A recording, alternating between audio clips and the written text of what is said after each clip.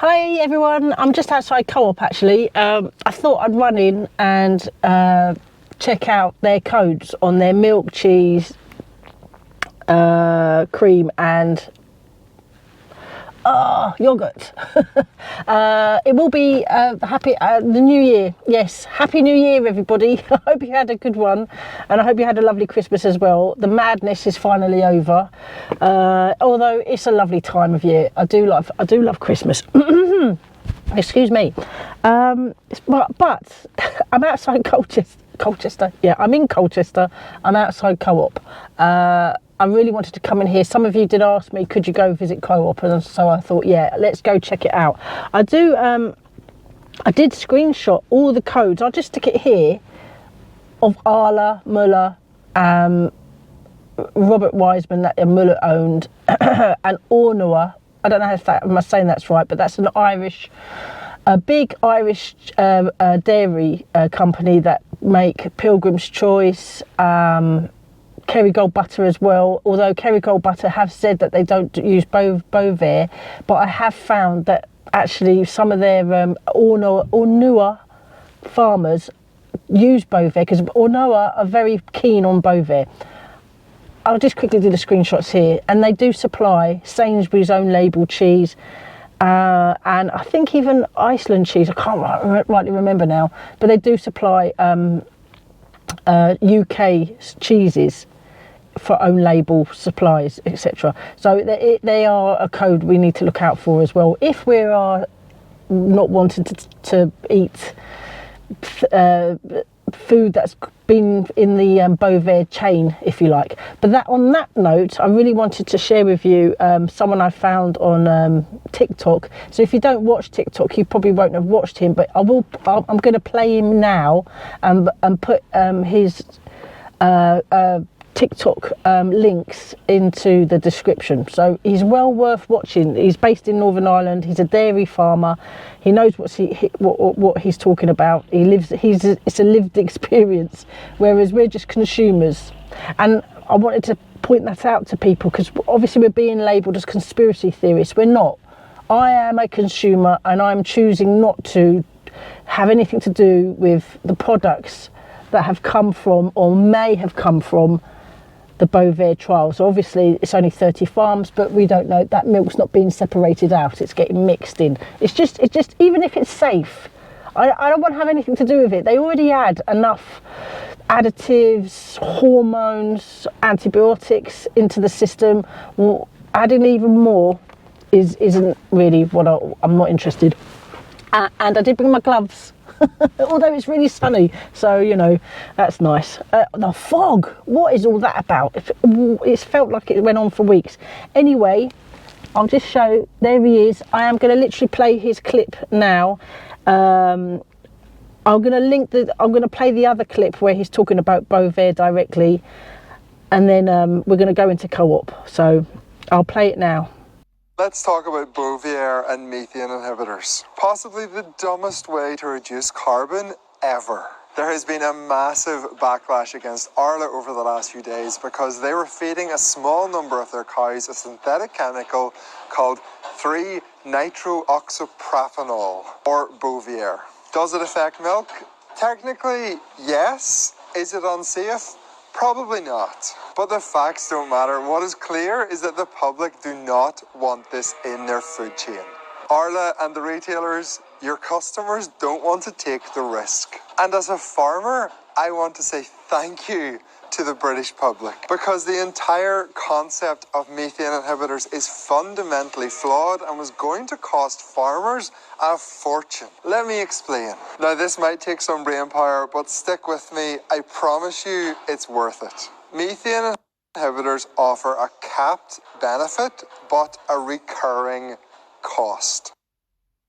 A combination that is totally unique in the world of carbon reduction strategies. I have a calf has escaped. We'll continue this in 1 second. What is my life sometimes? Right, hold on to his head. Get him. Oh, you got him. As I was saying, methane inhibitors reduce the amount of methane entering the atmosphere. And because methane naturally breaks down to CO2 and water over 12 years, the pool of atmospheric methane gradually reduces. However, after 12 years, the pool of atmospheric methane has stabilized, which means that no further reduction is possible. Hence, you have a capped benefit. However, to maintain that benefit, you have to feed the additive indefinitely, forever. Hence, the recurring cost. So let's compare methane inhibitors to other carbon reduction strategies. Think about replacing a coal-fired power station with renewable energy. Once the coal plant is gone, the benefits keep growing year after year. It is a non-capped recurring benefit strategy. Or what about planting trees? As forests grow, they will capture CO2, but eventually they will reach a saturation point. They are capped. However, they only have a one-time cost up front and not a recurring cost. Methane inhibitors, on the other hand, have a capped benefit after 12 years and yet an incredibly high recurring cost, which is why they are so stupid. If farmers were forced to use methane inhibitors, it would be an ongoing eternal cost for a very limited short-term benefit. That's not sustainable financially or environmentally. Methane inhibitors just make 0 sense, especially when there is much better, more cost-effective ways to address climate change rather than putting synthetic chemicals into the food chain. Hence why a lot of farmers are so pleased to see the public's backlash against this stupid idea. As farmers, we are constantly told that the consumer is king. New rules, new regulations, we are told it's because the consumer is demanding it. But now the consumer has spoke loud and clear. No to synthetic chemicals like 3-nitrooxypropanol in the food chain.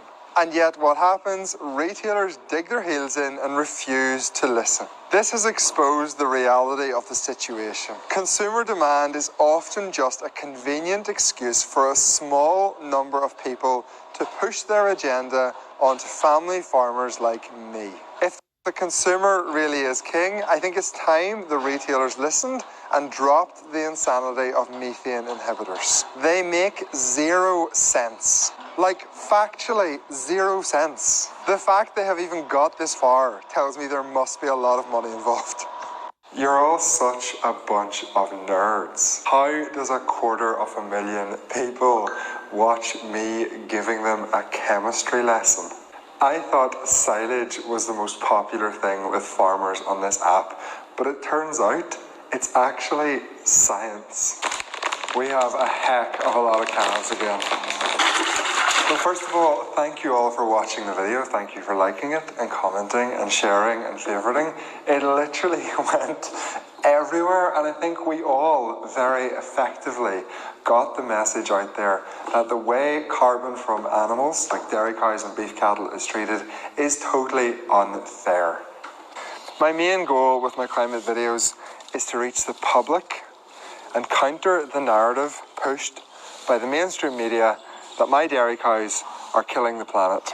And my second goal with my climate videos is to educate farmers so that they can challenge those who are elected to represent this about what they are doing to fight the gross unfairness in the current carbon calculation system. The reality is that climate scientists know that what I said is true, and what they will not tell farmers is that by forcing farmers out of business, by forcing us to cut numbers, it buys society more time.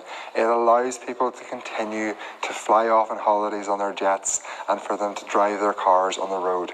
And that is grossly unfair. And the only people who are going to fight our corner and stand up for farmers is ourselves, because no one else is going to do it for us. Okay, it's interesting, isn't it? Capped cost, or no, recurring cost. Oh God. Recurring cost for capped benefit, and the I mean he has other TikTok little videos regarding it as well, but it's really interesting. I really thought that I'd like to, I wanted to share that, and hopefully you'll find that interesting too.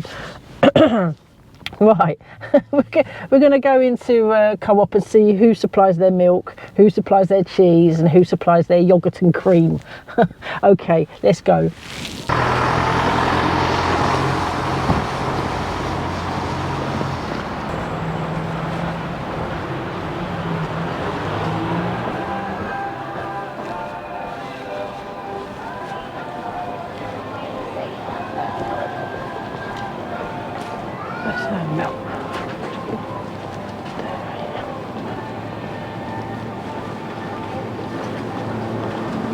see date panel, but that is literally the date panel. Can you see that? GS003, and that's Muller. Okay, let's have a look at what other options do they actually have. There's organic, they do organic semi-skim milk, which is £2.75. It's actually the most expensive yet. They sell the usual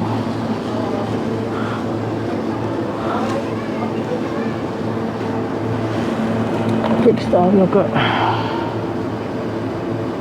Right, I'm not sure what that is right at the top of my head, but it's UW020 or GBSG014. So, and cheeses. So obviously this is his own label we're looking at. Oh, LK002. I think that's Arla, but it'll flash up on the screen.